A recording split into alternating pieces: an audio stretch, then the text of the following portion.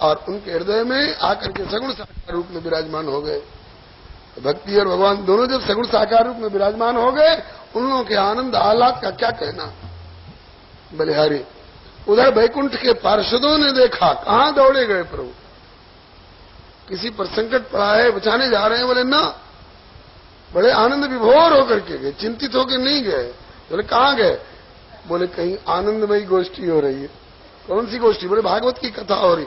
अरे भागवत की कथा में वो आनंद की भगवान वैकुंठनाथ भी वैकुंठ छोड़ के दौड़े जा रहे, गोलोकनाथ गोलोक छोड़ के दौड़े जा रहे हैं।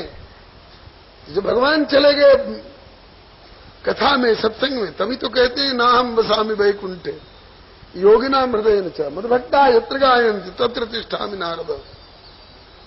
जब भगवान सत्संग गोष्ठी में कथा में दौड़े जा रहे हैं, इसका मतलब कि कथा का आनंद वैकुंठ के आनंद से भी ज्यादा तगड़ा आनंद है। तभी तो श्री कबीरदास जी कहते हैं कि आवा बुलावा राम का तो कबीरा दीना रोए, क्योंकि जो सुख है सत्संग में सो वैकुंठ न हो। तो कहा कि जब भगवान धाम छोड़ करके धरती पर चले गए तो हम धाम में बैठे क्या करेंगे, हम किसको पंखा जलेंगे, हम किसके ऊपर चमर डुलावेंगे, चलो वहीं चलो। तो वैकुंठ वासिनो ये च वैष्णवा उद्धवादय। वैकुंठ का मतलब कोई संकीर्ण अर्थ नहीं लेंगे, साकेत वैकुंठ, गोलोक वैकुंठ, ये सब वैकुंठ ही है। कुंठा से रहित भगवत धाम, माया जन्य विकार से रहित भगवत धाम। तो भगवान धाम छोड़कर चले गए तो भगवान के पार्षद भी वैष्णवा उद्धवादय, ये वैकुंठवासी लोग हैं।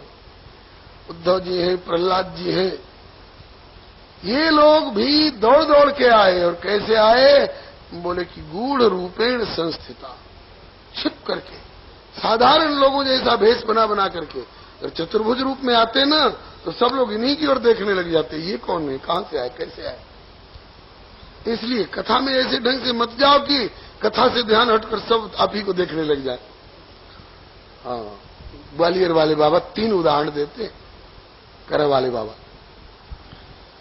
बकरी को प्यास लगती है, सरोवर के किनारे जाती है, सरोवर में प्रवेश नहीं करती है, जल के तट पर जाकर अपने आगे वाले दोनों पैर का घुटना मोड़ करके पानी पी लेती है, चल देती है, पानी गंदा नहीं हुआ। गाय पहुंचती है तो पिछले पैर बाहर रहते हैं जमीन पर, और आगे वाले केवल 2 पैर 1 कदम आगे जमीन जल में रखती है, और फिर मुंह डाल के पानी पी लेती है, निकल के चली जाती है, पानी गंदा नहीं होता। और भैंस आती है तो अरे राम, उसका बस चले तो पूरे तालाब को पानी नहीं रहने दे, कीचड़ बना दे। तो बाबा कहते हैं कि कथा में बकरी अथवा गाय की तरह आना चाहिए, भैंस की तरह नहीं आना चाहिए। ये नहीं कि आए सबसे पीछे और बैठेंगे सबसे आगे, इनको लांघते और उनको कुचलते और उनको अपमानित करते, नहीं। हो सकता है इनमें कहीं हनुमान जी बैठे हो, कहीं प्रहलाद जी बैठे हो, कहीं उद्धव बैठे हो, इनमें कहीं लक्ष्मी, कहीं सरस्वती, कहीं पार्वती बैठी आती है, किसी का अपमान न हो जाए, इसलिए गूढ़ रूपेण संस्थिता। शंकर जी भी जाते हैं कथा सुनने के लिए नीलगिरी पर्वत पर, वहां पक्षियों का समाज होता है, सुने सकल मति विमल मराला। इसलिए शंकर भगवान कहते हैं कि मैं डमरू त्रिशूल लेकर नहीं जाऊंगा कथा सुनने के लिए। कैसे जाओगे, बोले मैं कछु काल मराल तनु धरित कीन निवास। भले महामहिम ईश्वर है, लेकिन हम पक्षी का रूप धर करके उनके समाज से कोई पहचानने न पावे, किसी का ध्यान कथा से हटकर मेरी और आकृष्ट न होने पावे। इसलिए तत्कथा श्रवणार्थम से गूढ़ रूपेण संस्थिता। जय जयकार मच गया। बोलो भक्तवत्सल भगवान की जय, श्री भक्ति महारानी की जय। नारद जी ने कहा कि ओहो, मेरा कथा का आयोजन करना सचमुच में सफल हो गया। एतदर्थम तो सत्कर्म सुरर्षे तुम समाचार, वो काम सफल हो गया। जय श्री राम। हो गया काम। बोलो भक्त वत्सल भगवान की। हो गया ना काम। क्या काम था? यही काम था। नारद जी ने कहा था कि आपके दोनों पुत्रों की कमजोरी, बुढ़ापा और मूर्छा सब दूर होगी और दोनों पुत्रों सहित आपकी घर घर में और व्यक्ति व्यक्ति के हृदय में प्रतिष्ठा करूंगा। हुआ कि नहीं?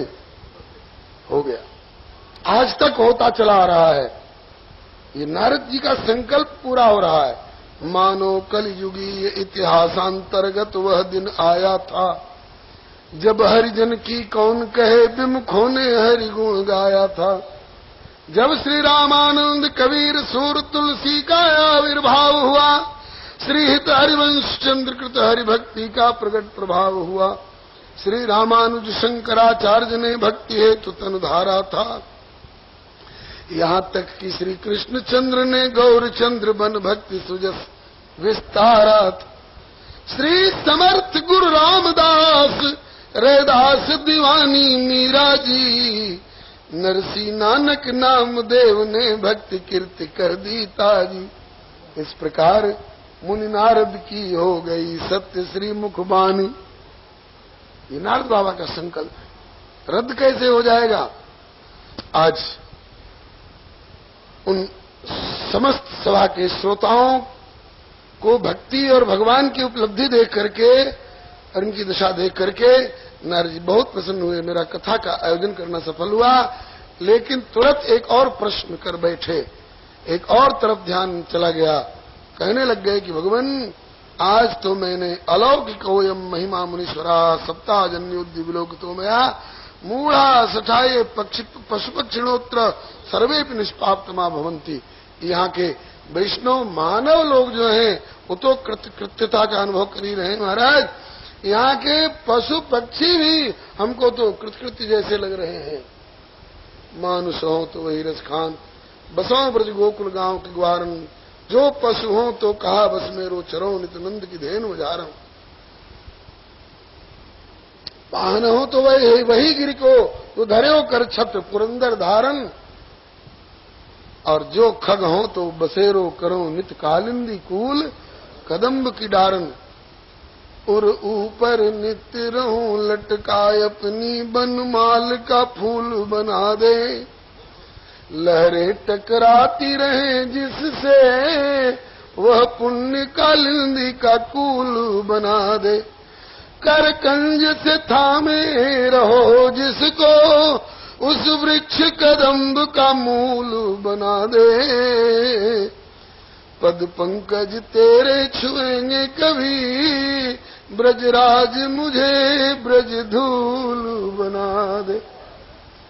जहाँ भगवान की भक्ति, जहाँ भगवान के भक्त, जहाँ भगवान की कथा, वहाँ के मूढ़ा सठा ये पशु पक्षिणोत्र सर्वे निष्पापतमा भवंती। धन धन वृंदावन की चींटी, महाप्रसाद को किनका लेके जाए विले में बैठी। धन धन वृंदावन के कुकुर, पावे संत प्रसाद तो बैठ मोता के टुकुर टुकुर। मूढ़ा सठाये पशु पक्षिणोत्र सर्वे निष्पाप्तमा भवंती। तवदास सुखैक संगिनाम भवने स्वस्त्वपि कीट जन्म इतरा अवस्थे सुनाथ मास्मभूत अपि में जन्म चतुर्मुखा। नारद जी कह रहे हैं कि यहाँ के पशु पक्षियों की भी अलौकिकोयम महिमा मुनीश्वरा। देखी मैंने अलौकिक महिमा श्रीमद् भागवती कथा की। अब ध्यान नारद जी का गया उन लोगों पर जो कहीं ताश खेल रहे थे, जो शतरंज खेल रहे थे, जुआ खेल रहे थे, शराब पी करके सड़ी मोरी में पड़े हुए थे, कुत्ता पेशाब कर रहा था उनके मुंह पर, जो किसी की जेब पर थोड़ा इसका ध्यान उधर जाए तो यूं कर ले, ऐसे पापियों की ओर ध्यान गया नारद जी का। तो नारद जी पूछ बैठे कि भगवान, ये वैष्णव जो पहले से हैं भगवत परायण, इन लोगों को कथा से लाभान्वित होते तो मैंने देखा, लेकिन क्या जो पापी लोग हैं वो भी इस कथा से लाभ प्राप्त कर सकते हैं क्या? कर सकते हैं, लेकिन दूरे हरि कथा के चित दूरे चाचित कीर्तना, दूर रहेंगे तब नहीं। आवे मंडप, लाभ लें। दूध फायदा करता है, घी फायदा करता है, ताकत देता है, फल और उसका जूस ताकत देता है, लेकिन फ्रिज में रख दें, ताला मार के अलमारी में बंद कर दें तो क्या हो? घी के पीपा को फायदा कर देगा? उसको पीना पड़ेगा और पचाना पड़ेगा। इसी तरह से श्रीमद् भागवत रस को पिए और पचावें तो महाराज पापियों को भी ये रस फायदा करता है, कल्याण करता है। कभी किसी पापी का कल्याण हुआ? और कैसे कैसे पापी शुद्ध हो सकते हैं? के विशुद्ध्यन्ते वदन्तु मह्यम सप्ताह यज्ञेन कथामयेन कृपालुभिर्लोकितं विचार्य प्रकाशतः कोपि नवीन मार्ग। आप जैसे कृपालुओं के द्वारा ये कोई नवीन मार्ग प्रकाशित कर दिया गया महाराज। कैसे कैसे पापी शुद्ध हो सकते हैं? तो पापियों की और पापों की एक सूची दे रहे हैं। केवल पढ़ दिया जाए श्लोक अर्थ स्पष्ट हो जाता है। बोले कि ये मानवा पाप कृतस्तु सर्वदा सदा दुराचार रता विमार्गगा क्रोधाग्निदग्धा कुटिलाश्च कामिनः ऐसे भी सप्ताह यज्ञेन कलौ पुनन्तिते सत्येन हीनाः पितृमातृदूषकाः तृष्णाकुलाश्च श्रमधर्मवर्जिताः ये दाम्भिका मत्सरणोपहिंसकाः सप्ताह यज्ञेन कलौ पुनन्तिते पंचोग्रपापाः छल छद्मकारिणः क्रूरा पिशाचाइव निर्दयाश्चे ब्रह्मस्पुष्टा व्यभिचारकारिण सप्ताह यज्ञेन कलौ पुनन्तिते। मतलब संसार के जे पातक उपपातक अहीं कर्म वचन मन भव कभी कहीं सारे के सारे पातक भी जिसने अपने जीवन में अकेले किए हों और पराकाष्ठा पर पहुंचा के किए हों, ऐसा भी कोई हो और वह भी कथा के आश्रय में आ जाए तो ये कथा भगवती उसको भी पवित्र करके भगवत धाम पहुंचा देती हैं, भगवान से मिला देती हैं। कभी ऐसे किसी पापी का कल्याण हुआ है? बोले कि धुंधकारी शरीके पापी का जब कल्याण कर दिया इस कथा ने तो साधारण लोगों की कौन कहे महाराज ये धुंधकारी कौन था? आज सबसे बड़ा पापी कैसे साबित हुआ? तब अब आगे कथा बढ़ाते हैं। भारत के दक्षिणी भाग में तुंगभद्रा नाम की एक नदी है। उस नदी के किनारे बड़ा सुंदर नगर था। उस नगर के रहने वाले सभी तरह से खुशहाल थे। उनमें एक पंडित आत्मदेव शर्मा नाम के ब्राह्मण भी थे। बड़े विद्वान, बड़े धनाढ्य, बड़े प्रतिष्ठित, सब कुछ था, लेकिन उनके कोई संतान नहीं थी, पुत्र नहीं था। उनके तो पुत्र था ही नहीं, वो गैया पालते पोसते थे तो उनकी पाली पोसी गैया भी बंध्या रह जाती थी। इतना ही नहीं, अपने हाथ से अपनी फुलवारी में एक पौधा भी रोप देते तो चाहे वो फूल का पौधा होता चाहे फल का पौधा होता, उसमें न फूल लगते न फल लगते, ऐसे बनरिया के रह जाता था, उसका कुड़िया के रह जाता था। इस बात की उनको स्वयं ग्लानि तो थी ही, बस्ती भर में इस बात की चर्चा थी कैसा पापी है, ब्राह्मण के घर में जन्म पाकर के भी पूर्व जन्म का कैसा इसका पाप है कि इसको संतान नहीं, इसके गैया को संतान नहीं, इसके पेड़ पौधे में फूल और फल।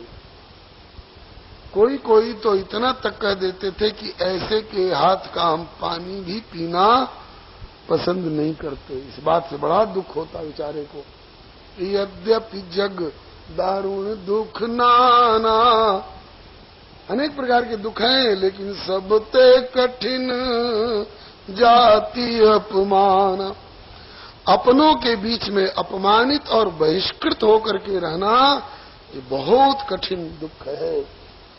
इनने सोचा ऐसे अपनों के बीच में अपमानित बहिष्कृत तिरस्कृत होकर के रहना जीना, इससे तो अच्छा है मर जाना। कहाँ जाके मर जाना? घर में जहर खा के मर जाना? बोले ना, आत्महत्या का पाप लगेगा। कैसे मरोगे? बोले मोह मरिबे को नेम है, मरो तो हरि के द्वार। कबहू तो हरि पूछिए कि कौन पर्यो दरबार। तो हरि कहाँ मिलेंगे, भगवंत इतनी जल्दी कहाँ मिलेंगे? अरे भगवंत नहीं मिलेंगे तो भगवंत के प्रतिनिधि संत तो मिलेंगे। जंगल में चलो, जंगल में बड़े बड़े सिद्ध कोट के ऋषि मुनि महात्मा होते हैं, और उनमें इतनी ताकत होती है कि जो न करे लकीर सो करे फकीर। जो बात दवा से हो न सके वो संत दुआ से होती है। जब कामिल मुर्शिद मिलते हैं तब बात खुदा से होती है। सुनी आचरज करे जन कोई, सत्संगति महिमा नहीं गोई। मति की रति गति भूति भलाई, जब जेहि जतन जहां जेहि पाई। सो जानब सत्संग प्रभाऊ, लोकं वेद ज्ञान उपाऊ। इसलिए जंगल में चलो, या तो कोई साधु संत मिले सिद्ध कोट के तो उनसे आशीर्वाद मांगूंगा, बाबा आशीर्वाद दो पुत्र हो जाए। और कदाचित संत नहीं मिले तो जंगली बाघ शेर मारेंगे थाप। ऐसे अपमानपूर्ण जीवन से छुटकारा मिल जाएगा, आत्महत्या का दोष भी नहीं लगेगा। यह सोच करके बेचारे जीवन से निराश जंगल में गए पंडित आत्मदेव शर्मा, और वहां संजोगवश भगवत प्रेरणा से मुहूर्ताद तत्रैव सन्यासी कश्चिदागतः, एक सन्यास जीवन वाले संत पधारे। उनको देखकर ब्राह्मण देवता को श्रद्धा हुई, उनके चरणों में जाकर के रोने लग गए। महात्मा ने पूछा, कथम रोदिषि विप्रत्तम काते चिंता बलीयसी। ब्राह्मण देव क्यों रो रहे हो, किस बात की चिंता है? बताए कि महाराज सब कुछ है, एक संतान नहीं। कहा कि संतान क्यों चाहते हो, पुत्र क्यों चाहते हो? कहा कि इसलिए कि संतान से लोक में सुख और परलोक में सद्गति मिलेगी।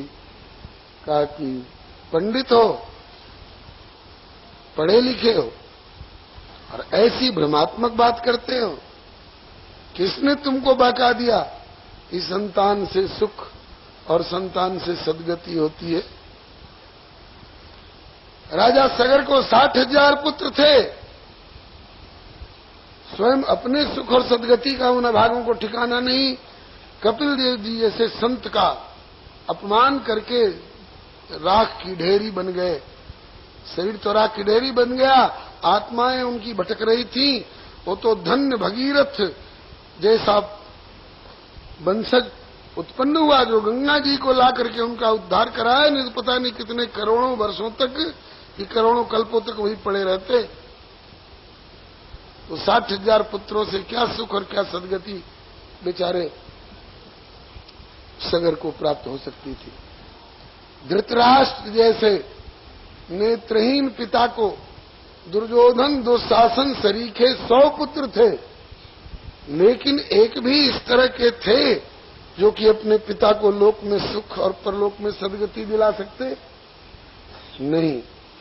और शबरी और भीष्म पितामह, इन्होंने कितने संतान प्राप्त किए, कितने संतान उत्पन्न किए, लेकिन बिना संतान उत्पन्न किए भीष्म पितामह को और शबरी माता को जो गति प्राप्त हुई, जो सुख और सद्गति प्राप्त हुई, 1000-1000 बेटे वाले नहीं प्राप्त कर सकते। सुख चाहते हो तो सुख सागर भगवान का भजन करो, उनका चरणाश्रय लो। गति होगी राम गुण गाए से, गति होगी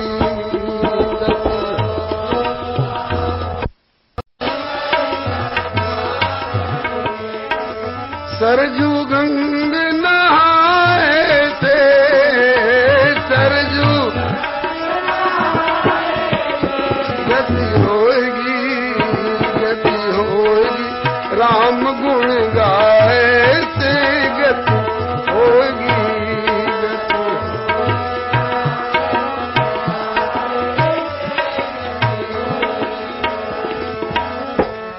गोवर्धन परिक्रमा करके,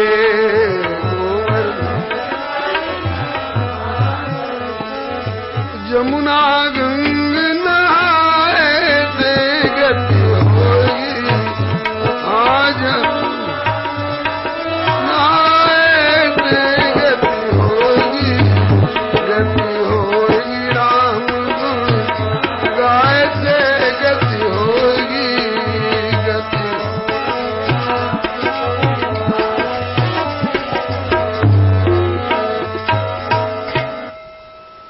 महात्मा ने बहुत समझाया, न चंद्रस्य सुखम किंचित, न सुखम चक्रवर्ती, न सुखमस्त विरक्तस्य मुने एकांत जीवी। न एकांत जीवी मुनि सुख और सदगति के भागी होते हैं।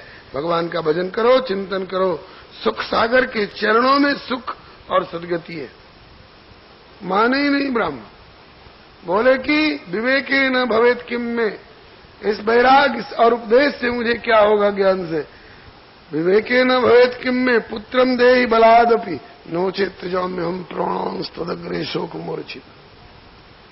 इस ज्ञान वैराग्य विवेक उपदेश से मुझे कुछ नहीं मिलने का है, मुझे तसल्ली नहीं हुई। या तो पुत्र होगा ऐसा वरदान दो, और नहीं तो अभी तुम्हारे आगे मैं फांसी लगा के मरता हूं। महात्मा ने कहा कि तू फांसी लगा के एक बार नहीं 7 बार भी मरे और 7 बार भी जन्म ले, मैं तेरे भाग्य की रेखा पढ़ के देख चुका हूं। 7 जन्मावधि तब पुत्रो नैवच नैवच, 7 जन्म तक तेरे भाग्य में पुत्र है ही नहीं। महात्मा झोली में पुत्र लिए फिरते हैं, थोड़े से निकाल के दे देंगे। फिर भी तू नहीं मानता है और मेरे सामने हत्या की धौंस दे रहा है, तो मैं तेरी हत्या अपने ऊपर क्यों लूं? तेरे से पिंड छुड़ाने के लिए अपने वीआईपी स्पेशल कोटा में से निकालकर, बोलो भक्तवत्सल भगवान की, एक फल दे रहा हूं, इस फल को तू खा लेगा, अरे तेरी पत्नी खा लेगी, जो भी खा ले उसको संतान होगी, पुत्र होगा, बहुत सुंदर सर्व सद्गुण सर्व संपन्न पुत्र होगा। है महात्मा 2 तरह की बात करते हैं। एक तरफ तो कहते हैं कि 7 जन्म तक पुत्र है ही नहीं, और एक तरफ कह रहे हैं कि यदि खा ले तो पुत्र होगा। तो कहते हैं कि बात 2 तरह की लगती होगी, लेकिन महात्मा की बात तो बात ही है। रामोद्वीर्णाभिभाषते, ऐसे ही संतोपि द्वीर्णाभिभाषते। ये जो कहा कि 7 जन्म तक तेरे औरस पुत्र नहीं है तेरे भाग्य में, हम कहां से दे दें? लेकिन तू हट कर रहा है, इसलिए फल दे रहे हैं। कहते फल खावे उसको संतान हो। तो जब कह चुके हैं कि तेरे भाग्य में औरस पुत्र नहीं, तो फल देने पर भी मुसीबत की बात यह होगी कि तेरी पत्नी खाएगी नहीं। वो कहां से जाएगा? खाएगी नहीं, वृथा न हो देव ऋषिवाणी। और सचमुच में नहीं खाई। पंडित जी ने फल लाके अपनी घरवाली को दिया, उसका नाम था धुंधली। धुंधली, धुंधला का अर्थ जानते हैं ना? जब आंख से कम दिखाई पड़ने लग जाता है, मोतियाबिंद का पर्दा आ जाता है, तो नियरे सूझत नहीं। कौन है भैया? देख लो, पहचान लो। बोलेगी साफ साफ ना दिख रहे, या तो धुंधली कहें या तो धुंधलो कहें। धुंधली दृष्टि, नाम धुंधली, और सचमुच में बुद्धि पर अज्ञान का पर्दा पड़ा हुआ, और सचमुच में क्रिया से भी धुंधली। तत्फलम नैव भक्षितम, नहीं खाया उसने फल। फल खाने से कहीं बेटा बेटी होता है? दुनिया फल खाती रहती है, कहां सबको संतान होती है? ये कहते हैं कि संत का दिया हुआ सिद्ध फल है, हो भी सकता है। तो अगर हो भी तो किसमें क्या लाभ है? बड़ी बड़ी झंझट। हमने सुना है कि सुखदेव अपनी मैया के पेट में आए तो कोई 7 महीना, कोई 9 महीना, कोई 12 महीना, महाप्रभु जी 13 महीना। और सुना है कि सुखदेव तो 12 महीना नहीं, 12 साल रह गए मैया के पेट में, निकलते ही। कहीं ऐसा आड़ा टेढ़ा बच्चा आ गया तो कितना साल तक ढोती रहूंगी? हमें पुत्र नहीं चाहिए। और अगर 9 महीने में 10 महीने में ही पैदा होने वाला पुत्र हुआ तो पेट बढ़ जाएगा, मेरा उठना बैठना मुश्किल हो जाएगा, खाना पीना कम हो जाएगा, और कहीं घर में आग लग गई तो मैं भाग भी नहीं सकूंगी।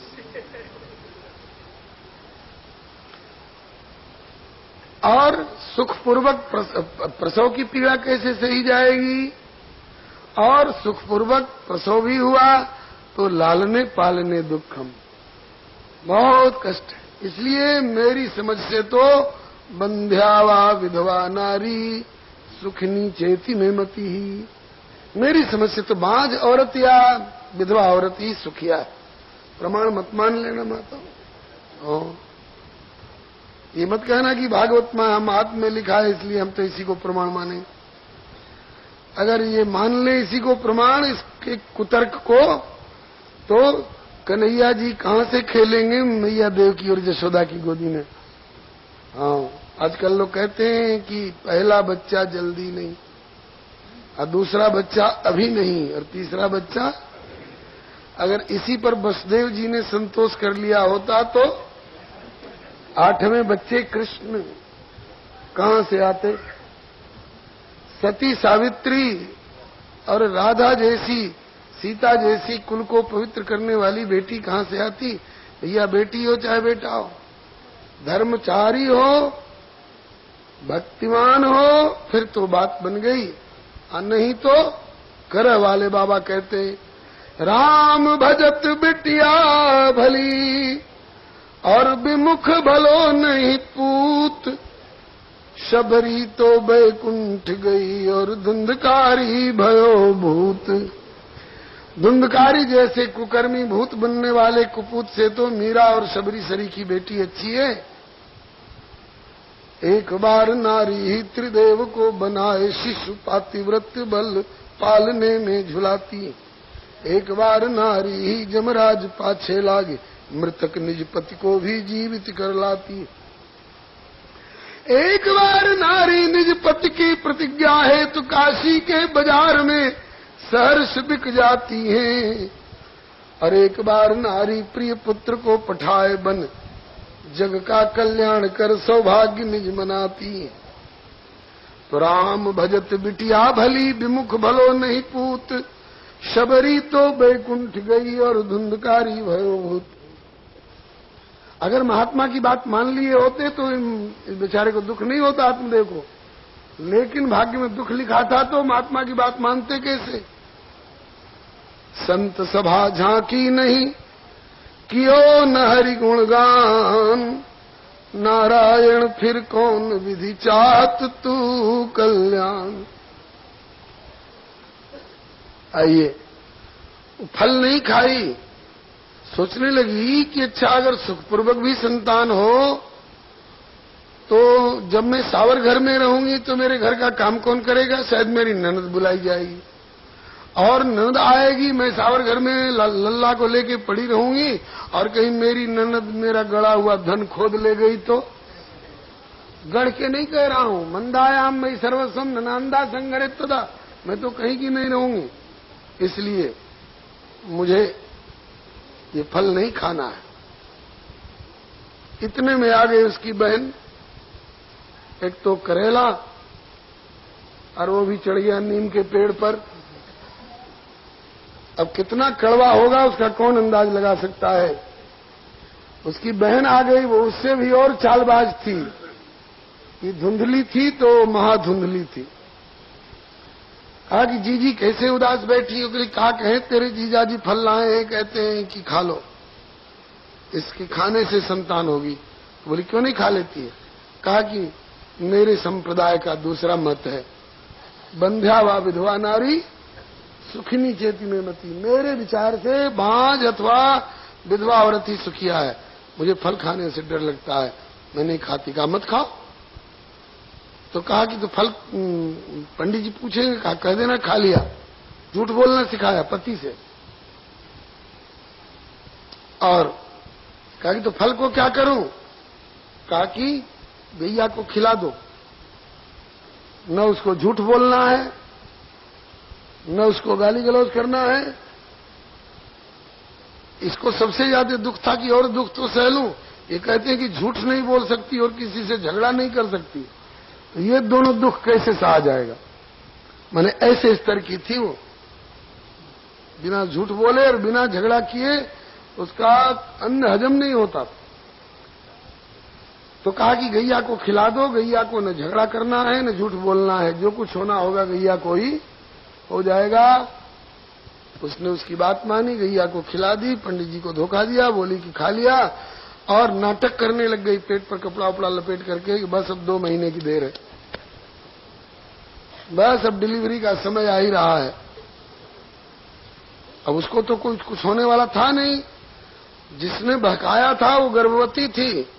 उसने कहा कि मैं रातों रात चुपके चुपके बच्चा पैदा होते ही लाके तुमको दे दूंगी अपना बच्चा।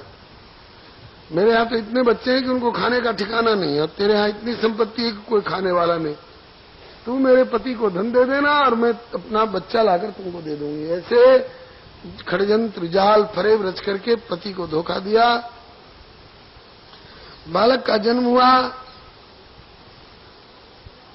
उसके बाद 3 महीना और बीतने पर उस गौ माता के भी गर्भ से एक बालक का जन्म हुआ।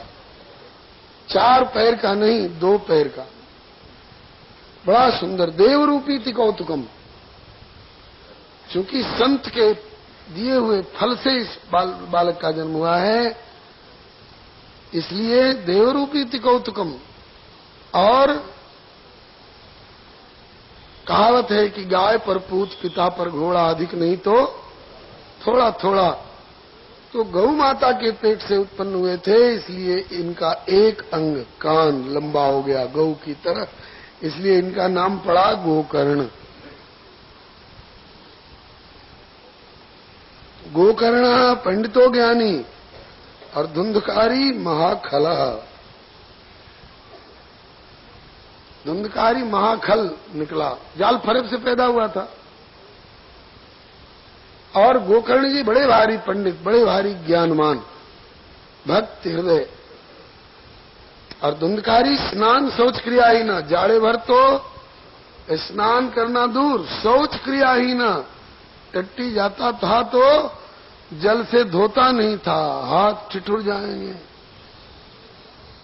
जैसे विदेशी अंग्रेज लोग पोंछ लेते हैं ना वो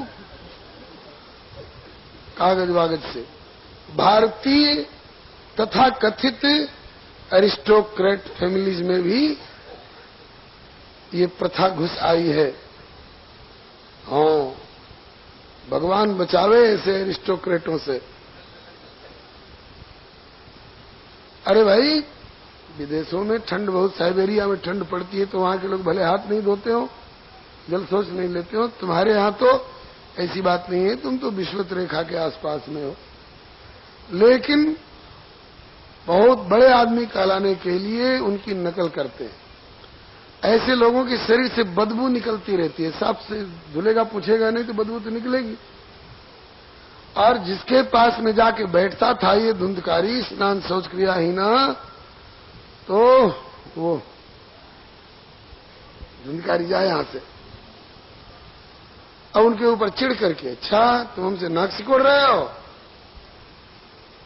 क्या करता था, बोले दुर्भक्षी क्रोधवर्जित, अखाद्य खाता पे पीता, इसलिए क्रोधवर्जित, बात बात में क्रोध। किसी के बच्चे को लालना यार भकान धृत्वा सद्य कूपेन निपात्यत, किसी बच्चे को लाड प्यार करने के लिए गोद में लिया और कुआं में डाल दिया। अरे हाय हाय धुंधकारी, तूने ऐसा क्यों किया? कहा खबरदार हमारे बीच में बोले तो क्या करोगे? बोले देखो परवेश प्रदीप का, जाके उसके घर में आग लगा दिया। ये हाल था महाराज।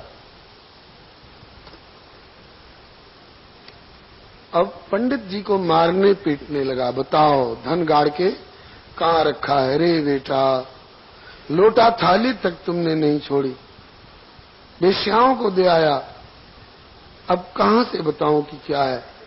कहा अच्छा आज भर का मौका देता हूं, कल सवेरे तक नहीं बता दोगे तो देखो डैगर भोग भोग करके मारूंगा। अब पंडित जी माथा कूट रहे हैं, छाती पीट रहे हैं, बैठे रो रहे हैं। और कोई पूछता है कि पंडित जी क्यों रो रहे हो, इधर उधर ताकते हैं कि देख तो नहीं रहा है धुंधकारी। सुन तो नहीं रहा है। कहता है खबरदार मेरे नाम पर किसी से जो दुखड़ा रोए तो न तड़पने की इजाजत है, न फरियाद की है, घुटके मर जाऊं ये मर्जी मेरे श्रीयाद की है। अंत में पंडित आत्मदेव शर्मा को संत की बात याद आई। रे मुंचाद्य कुटुंबासाम संन्यासे सर्वथा सुखम। अब बात याद आने लग गई और अब पंडित जी कहते हैं कि अब बात समझ में आई। बंध्यत्वम तो समीचीनम कुपुत्रो दुखदायक। ऐसे धुंधकारी सरीखे कुपुत्र से तो बांझ रहना श्रेष्ठ था। पता नहीं कि अभी भी बांझे ही हूं, ये मेरा पुत्र नहीं है, ये तो किसी और का डुप्लीकेट आकर के मेरा पुत्र बना हुआ है। लेकिन उसी में ममता और मोह लगा रखा था, इसलिए उद्विग्न है। अचानक घूमते फिरते जननी जन्मभूमिश्च स्वर्गादपि गरीयसी वाली भावना ने जोर मारा और घूमते फिरते श्री गोकर्ण जी कदाचित आ गए। और उस समय पंडित आत्मदेव शर्मा अकेले में बैठ के रो रहे थे। आकर गोकर्ण जी ने पिताजी कहकर के चरणों में प्रणाम किया। पिताजी कैसे रो रहे हो? और फपक फपक के रो पड़े। सोच रहे थे किम करोमि क्व गच्छामि को में दुखम व्यपोहे। क्या करूं, कहां जाऊं, कौन मेरे इस दुख का भंजन करे। इतने में आकर के सहारा दिया गोकर्ण जी ने। पिताजी कैसे रो रहे हो? कहा बेटा उस समय मैंने महात्मा की बात नहीं मानी। पुत्रम देहि बलादपि नोचित जामे हम प्राणांस्तुदग्रे शोक मूर्छिता। पुत्र दो नहीं तो मैं प्राण त्याग दूंगा। अब पुत्र के से क्या सुख मिलता है उसकी अनुभूति हो रही है, अब कटुता का अनुभव हुआ। इसीलिए तो ये विधान किया गया है कि यही कर फल पुण्य विषय विरागा, तब मम धर्म उपज अनुरागा। गोकर्ण जी ने पूछा अब क्या विचार है? बोले अब सोच रहा हूं कि किसी तरह से इससे छुटकारा मिलता। बोले मिल सकता है, अभी भी मिल सकता है, यदि अभी भी सावधान हो जाओ, सचेत हो जाओ तो। बीती ताई बिसारी के अब आगे की सुधिले। बीती पर अफसोस मत करो, आगे के समय का, साधन का, जीवन का सदुपयोग करो तो अभी भी आपका कष्ट दूर हो सकता है, भगवत प्राप्ति हो सकती है। बोले कैसे? कहा कि वही उपाय बता रहा हूं।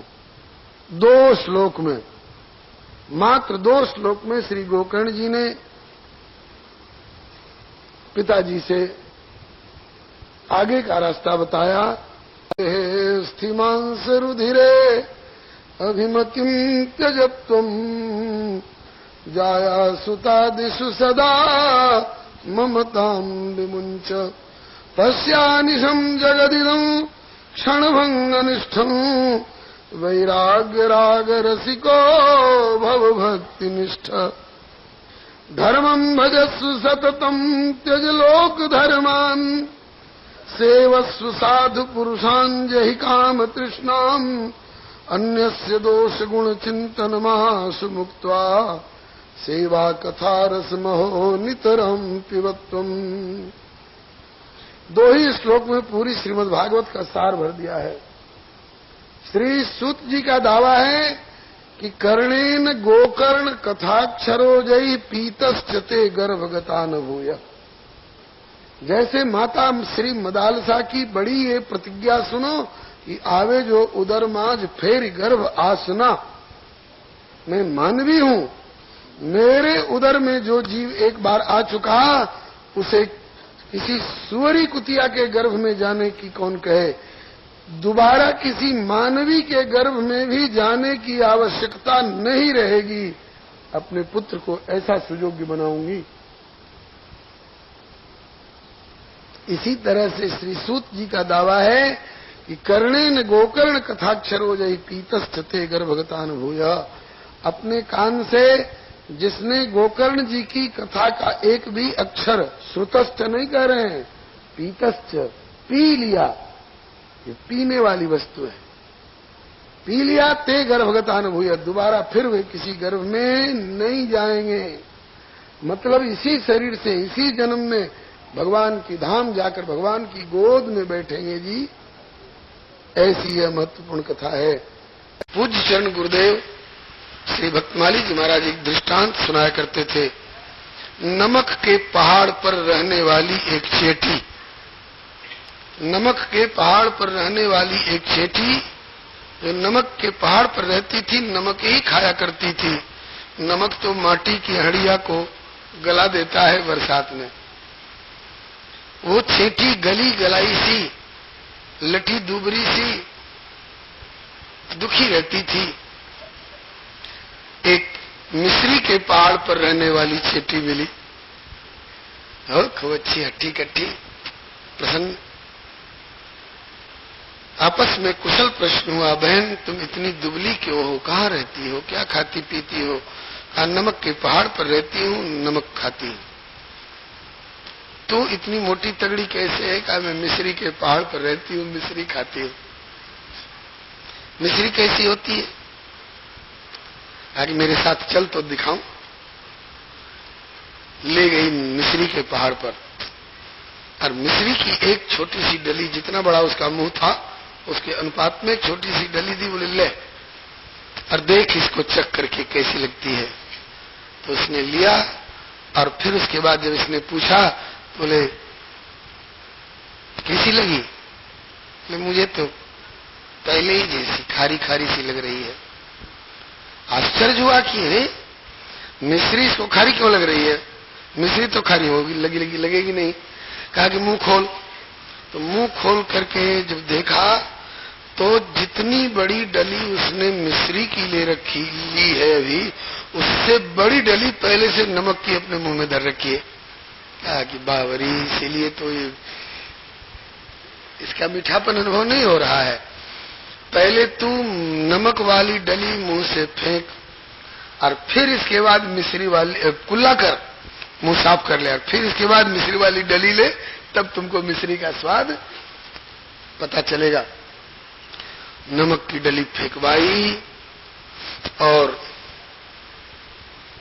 कुल्ला करवाया, मुंह साफ सुथरा हो गया, तब उसके बाद मिस्री की डली दी। बोले अब बता कैसी लग रही है? ओहो मगन हो गई, बोले कि आनंद आ गया। कहा कि अब तो नमक के पहाड़ पर मत जा, अब यही मिस्री के पहाड़ पर रह। ये दृष्टांत है। दृष्टांत क्या है कि हम लोगों ने विषय की नमक की रखी है पहले से अपने मन में।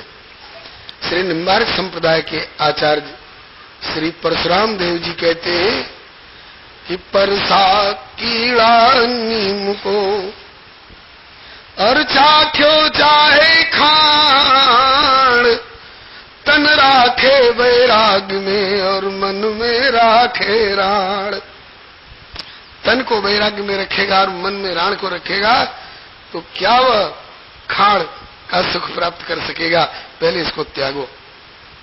श्री गोकर्ण जी 2 श्लोक में जो उपदेश कर रहे हैं उसका सारांश प्राय यही है। कहते हैं कि देहे स्थिमांस रुधिरे विमतिम त्यजत्वम जाया सुतादिषु सदा ममतां विमुंच पश्यानिशं जगदिदं क्षणभंग निष्ठम वैराग्य राग रसिको भव भक्ति निष्ठ। अब तक आपने देह को ही ऐसा मान रखा था कि यही मैं हूं। जैसे किसी ने चादर ओढ़ रखी है और वो मान ले कि मैं चादर हूं। किसी ने कुर्ता पहन रखा हो और ये मान ले कि मैं कुर्ता हूं, तो धोखे में है कि नहीं? कोई ईंट पत्थर के घर में रह रहा हो और वो मान ले कि मैं ईंट पत्थर का घर हूं, तो वह धोखे में है कि नहीं? तू घर नहीं है, घर अलग चीज है, घर में रहने वाला तू अलग चीज है। तू कुर्ता और चादर नहीं है, तूने कुर्ता और चादर ऊपर से ओढ़ रखे हैं, पहन रखे हैं। इसी तरह से तू शरीर नहीं है, तूने शरीर रूपी घर में रहने का अपना ठिकाना कर लिया है। तू घर रूपी कुर्ता और चादर नहीं है, बल्कि ये शरीर रूपी कुर्ता और चादर तूने पहन रखा है, इसके भीतर रहकर इसे धारण करने वाला तू आत्मा है। क्यों बना भिखारी भटकत द्वारे द्वार, रे परदेसी तू तो जगत पिता का प्यारा राजकुमार रे परदेसी। क्यों बना भिखारी भटकत द्वारे द्वार, रे परदेसी तू तो जगत पिता का प्यारा राजकुमार रे। ईश्वर अंश शुद्ध चैतन्य अनूप अमल अज अविनाशी, सुधा पिपासा जरा मरण दुख रहित सहजी सुख राशि। बंधन रहित असीम शक्ति संपन्न दिव्य गुण प्रकाशी, अहंकारवश मोहग्रस्त हो आए पड़ा जम की फांसी, और मनमानी करके खोया निज अधिकार रे परदेसी तू तो जगत पिता का प्यारा राजकुमार रे परदेसी। मनमानी करके खोया निज अधिकार रे परदेसी तू तो जगत पिता का प्यारा राजकुमार रे। ये धोखा हो गया है हमको। हम हैं परमात्मा के प्यारे राजकुमार, लेकिन इस शरीर को अपना स्वरूप मान करके हम मानव हैं, हम दानव हैं, हम मर्द हैं, हम औरत हैं, हम ब्राह्मण हैं, हम शूद्र हैं, हम गोरे हैं, हम काले हैं, हम मोटे हैं, हम पतले हैं, हम बच्चे हैं, हम बूढ़े हैं। ये जो कुछ संज्ञा है इस शरीर की संज्ञा है, ये आत्मा की संज्ञा नहीं है। श्री कर बिहारी बाबा कहते हैं, अरे जीव, अरे चेतन, तेरी नस्ल में ही संदेह नहीं, तेरी नस्ल में ही संदेह नहीं, तू बड़ी अच्छी नस्ल का है, तेरी नस्ल में ही संदेह नहीं। नर भया कुसंगत कच्चा, अरे अपने घर की याद करो, तू नारायण का बच्चा, तू नारायण का बच्चा, नारायण का बच्चा होकर के तुम अपने को जाने किसका किसका बच्चा समझने लगे हो, ये तुम्हारी भूल है। पिताजी, ये शरीर जो है ये तो अस्थियों का ढांचा है और इस पर मांस थोप दिया गया है, उसे नसों से बांध दिया गया है और उसके ऊपर काली अथवा गोरी चमड़ी चढ़ा दी गई है और इसमें बड़ी गंदी गंदी वस्तुएं भर दी गई हैं। इसमें रक्त भरा गया है, इसमें कफ भरा गया है, पित्त भरा गया है, वात भरा गया है, मलमूत्र भरा गया है। भीतर का एक भी पदार्थ, एक बूंद भी बाहर निकल आवे तो मक्खी भिनकने लगती है। कोई भी इसमें प्रिय पदार्थ नहीं है और इस शरीर को ही आपने अपना स्वरूप मान लिया। और ऐसा ही एक दूसरा शरीर नारी रूप में, धुंधली के रूप में तुम्हारे सामने खड़ा है और उसको आपने अपना मान लिया। और उसमें से अथवा उसकी जाल फरेब सिखाने वाली बहन में से एक दूसरा और पिंड निकल आया धुंधकारी और उसको आपने अपना मान लिया। भ्रम में है, मैं आत्मा हूं और मेरा धुंधकारी, मेरी धुंधली, ना धोखे में हो। मैं आत्मा हूं और मेरा परमात्मा है। आज से इस दिशा में कदम रखो और इस भाव में भावित हो। पंजाब के एक संत हुए हैं, संत श्री बुल्ले शाह जी। वो खेत कियारी पौधे का काम करते थे, सदगृहस्थ संत थे। एक बार वे छोटी क्यारी में लगे हुए छोटे छोटे पौधों को, जो एक साथ घने होते हैं बहुत, उखाड़ उखाड़ कर बड़े खेत में रोप रहे थे। उसी समय एक सज्जन पहुंच गए, माथे पर से हाथ हटाइए। उसी समय में एक सज्जन पहुंच गए। हमारा कल्याण कैसे होगा? बोले परमात्मा की कृपा से। बोले हमें परमात्मा कैसे मिलेंगे? उन्होंने अपनी पंजाबी भाषा में उत्तर दिया, रब दा की पौना। मतलब परमात्मा का प्राप्त करना क्या कठिन है? रब दा की पौना, इथों पुटना तो इथे लाना। मैंने एक पौधा उस घनी पौध वाली क्यारी में से उखाड़ा और बड़े खेत में रोप दिया। कहा कि ऐसे ही परमात्मा को पाया जा सकता है। इत्थों पुटना तो इत्थे लौना। मैंने छोटी क्यारी जो घर परिवार है, इसमें से अपने मन रूपी पौधे को उखाड़ो और बड़ा खेत जो परमात्मा रूपी है उनमें लगा दो। मैंने मन को घर में से, परिवार में से उखाड़ो और अपना सही जो परमात्मा है उसमें रोपो। ये संभव है क्या? इनसे पूछिए। ये पैदा हुई थी अपने पिता के घर में और ममता इनकी हो गई है सास ससुर और पति के घर में। बाल बच्चेदार हो जाने के बाद इनसे कहा जाए कि बेटी 2 महीने के लिए आकर के संभाल दो, कहती है पिताजी 2 दिन की फुर्सत नहीं है, बच्चों को विद्यालय भेजना रहता है, उनको दफ्तर भेजना रहता है। तो कहां गई ममता? नाता तो है, नाता तो है, लेकिन अपनापन विशेष कहां हो गया? ससुराल के परिवार में। इसी तरह से पिताजी इसको अपना पियर समझ लो, ससुराल परमात्मा को समझो, उनसे नाता जोड़ो। देह स्थिमान सरुधिरे विमतिम त्यजत्तुम जाया सुतादिशु सदा ममताम विमुंच। इस हाड़ मांस के इस पुतले से अहम का भाव निकालो। मैं शरीर नहीं हूं, मैं आत्मा हूं और मेरा धुंधकारी नहीं, मेरी धुंधली नहीं, मेरा तो परमात्मा है।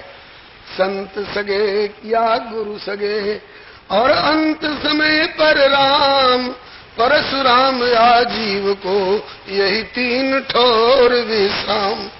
चौथी ठोर में अगर कहीं उसने ममता जोड़ी है तो वो धोखे में है। उसे एक दिन धोखा मिलेगा, एक दिन इस झूठे जगत के प्यार से। तो क्या करे? प्यार किए बिना रहा नहीं जाता। तो बोले प्यार कर सत्संग से गोविंद गाना सीख लो। कर्म तेरा हो भलाई, मुख में हरि का नाम हो, बस इसी जीवन में तुम जीवन बनाना सीख लो। शरीर से अहम हटाइए और परिवार से मम का भाव हटाइए। और पश्यानिशम जगदिदम क्षणभंग निष्ठम। संसार में हम जो कुछ कमा के बटोर चुके हैं अथवा अभी भविष्य में जो कुछ कमा कर बटोरने की आशा में है, वह सब क्षणभंग निष्ठ है, थोड़ी देर में ही नष्ट हो जाने वाला है, ये टिकाऊ नहीं है। और फिर इसके बाद अब तक आपने राग किया है, आसक्ति जोड़ी है नश्वरों के प्रति, और अब भव वैराग्य राग रसिको भव। अब वैराग्य राग में रसिक होइए, अब वैराग्य का राग अलापिए और भव भक्ति निष्ठा, भक्ति निष्ठ होइए, भक्ति निष्ठ होइए। ऐसी सलाह दी। और यह होगा कैसे? घर बैठे नहीं होगा, धुंधली और धुंधकारी के बीच में घिरे रहने से नहीं होगा। इसके लिए आपको सत्संग में चलना पड़ेगा। बिन सत्संग न हरि कथा, ते ही बिन मोह न भाग, और मोह गए बिनु राम पद, हो न दृढ़ अनुराग। इसलिए पिताजी अब इसके लिए ये रास्ता अपनाना पड़ेगा कि धर्मम भजस्व सततम, धर्म को भजो। बोले धर्म समझकर ही तो पत्नी को भज रहे थे। जिसका पानी ग्रहण किया है उसका निर्वाह करना, जिसकी मांग भरी है उसकी मांग जिंदगी भर पूरी करना, ये मेरा धर्म है। तो कहा कि ये शरीर संबंध के नाते जैसे इन परिवारियों के प्रति धर्म है, ऐसे ही आत्म संबंध के नाते उस परमात्मा के प्रति भी धर्म है। शरीर संबंध के धर्म को बहुत निभा के देख लिया, अब आत्म और परमात्मा संबंध के धर्म को निभा करके भी कुछ देखो। ये बिजली सप्लाई कंपनी को तो बहुत आपने बिल पेमेंट करके देख लिया, और जिसने इतना बड़ा आकाश में बल्ब लगा रखा है सूर्य और चंद्रमा का, उसके प्रति भी कुछ बिल पेमेंट नहीं करना है, केवल ध्यान पेमेंट करना है। केवल मन उनको दो और कुछ की उसको जरूरत नहीं है, बस यही करना है। धर्मम भजस्व सततम त्यज लोक धर्मान, लोक धर्मान शरीर संबंध के नाते, और धर्मम भजस्व सततम ये आत्म संबंध से। श्री हरे नमः।